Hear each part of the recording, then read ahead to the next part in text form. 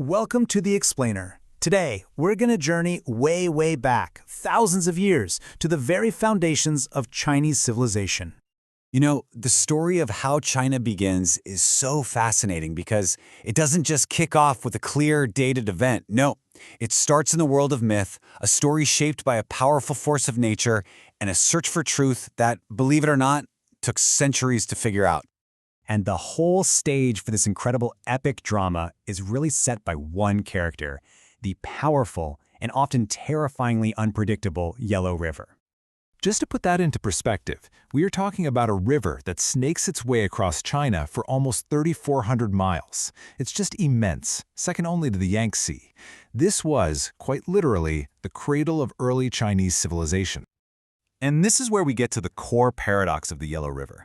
The very soil that made it such a gift, this incredibly fertile sediment called loess, was also its curse. I mean, this stuff was so light that the river could just pick it up and move, constantly changing its own course and unleashing these absolutely devastating floods. So from the very beginning, Chinese civilization was built on this knife's edge between bounty and disaster. So you can imagine, this constant cycle of feast or famine totally shaped their earliest legends. It created this desperate need for powerful leaders, for heroes who could somehow tame the waters and bring some stability to the land. For centuries, the story everybody knew was that the very first dynasty was the Shah, founded by this legendary hero, the Great Yu, who they said managed to control the floods. But for modern historians, this whole foundational story had one big nagging problem. I mean, was it even real? Archaeologists were finding these amazing sites, like Early II, which showed this really sophisticated Bronze Age culture, right? Where and when the Shah should have been. But, and this is the key, there was no writing, zero, no definitive proof. So the whole dynasty was stuck in the realm of myth. And then, the answer comes from the most unlikely place you could possibly imagine. Not some huge archaeological dig, but a 19th century medicine shop. Scholars found these so-called dragon bones that were being sold as medicine and realized they were covered in a very old form of writing. Turns out, these were oracle bones. The Shang kings used them for divination, to ask questions about the future. And crucially, they inscribed the questions and the answers right on the bones. This was it. This was the smoking gun. The first hard physical evidence of a Chinese dynasty, confirming the Shang existed and pulling China's earliest history out of legend and into recorded fact. Okay, so with the Shang dynasty now firmly in the history books, not just in myth, the stage was set for the next big player to rise. And this new dynasty, they'd borrow from the Shang, for sure, but they were also going to introduce a truly revolutionary idea about power itself. So, right around 1046 BCE, a group that used to be vassals to the Shang, the Shu, rose up and conquered them. This was a massive power shift. The Shu inherited the whole shebang, the territory, the bronze-making, the written language. But to really lock in their power, they also made some very deliberate, very smart changes. The Zhou were clever. They kept what worked, like the writing system and farming techniques, but they started to get rid of some of the more intense Shang practices, like large-scale human sacrifice and using oracle bones. They needed to set themselves apart from the old rulers, and they did it by bringing in a new ultimate authority to justify their rule, a concept they called heaven.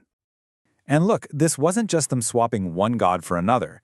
This was a masterful political concept, an idea so powerful it would become the very cornerstone of Chinese political thought for over 3,000 years. They called it the Mandate of Heaven. And the idea was, honestly, revolutionary. It said that a ruler's right to govern isn't automatic. It's not just based on who your father was. It was a mandate, a blessing, granted by heaven. And here's the kicker. It was completely conditional. You had to earn it by being a good moral ruler. And that's the absolute genius of it. How did the Zhou justify overthrowing the Shang? Easy. They just claimed the Shang rulers had become corrupt and tyrannical, the people were suffering, and so heaven had revoked their mandate and given it to the more deserving Zhou. Suddenly, rebellion isn't just a power grab, it's a moral imperative. So this set up this incredible political cycle that would define Chinese history. As long as you were a moral and just leader, heaven would grant you the mandate, and you'd have prosperity. But the second you became a tyrant, well, that was a sign that heaven was taking its mandate back, often through disasters and rebellions, and your dynasty was on its way out. But what happens when even an idea as powerful as the mandate of heaven isn't enough to hold things together? What happens when a dynasty starts to crumble from the inside out? Well, over time, the Zhou kings lost their grip. Their kingdom shattered into all these rival states that were constantly at war with each other. It was an era of profound, bloody chaos. And yet, out of that very chaos came one of the most intellectually vibrant periods in all of human history. You have to picture it. All these rulers were desperate for any advantage in military strategy and diplomacy and law. This created this fertile ground for new ideas, a period we now call the 100 Schools of Thought. You had philosophers like Mozi and military geniuses like Sun Tzu traveling from court to court, basically pitching their ideas for how to build a better, stronger, more orderly society. And this incredible explosion of philosophy, born directly out of centuries of warfare and division, would go on to form the intellectual bedrock of Chinese civilization for thousands of years. It really leaves us with a fascinating question to chew on, doesn't it? We always think that order and stability are what build empires and create progress, but maybe, just maybe, it's in the moments of greatest chaos that the most enduring ideas are forged.